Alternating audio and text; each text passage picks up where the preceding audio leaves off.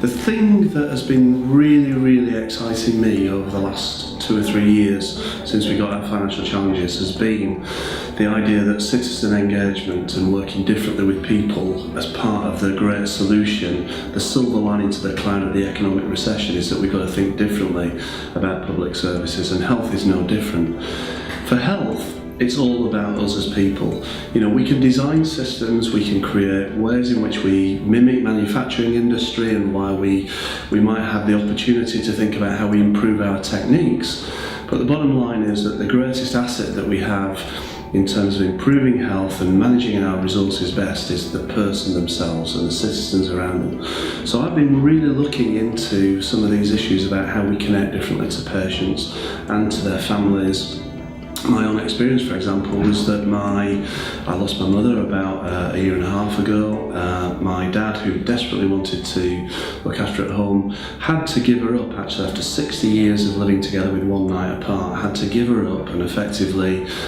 say she goes into a care home. That's been very hard for him to take, and what it would have taken to help him keep her at home longer was very low things like good befriending support, better continence services, the ability to lift her, really easy things to provide, and yet the state just didn't seem to be able to connect to provide the things that he needed.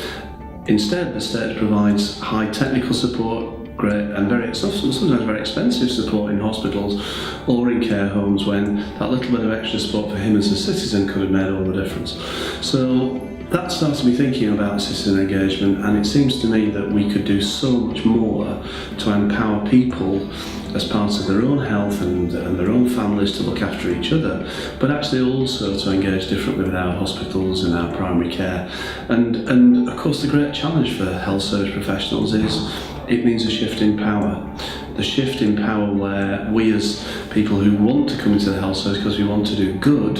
you know, that's why we are benign, powerful people. We want to do good for people, and yet we're told this is about transfer of power to empower the citizen or the patient in a different way. And that is very challenging for leaders, it's challenging for clinicians to find the fact that, you know, we have to work together with patients and citizens in a different way.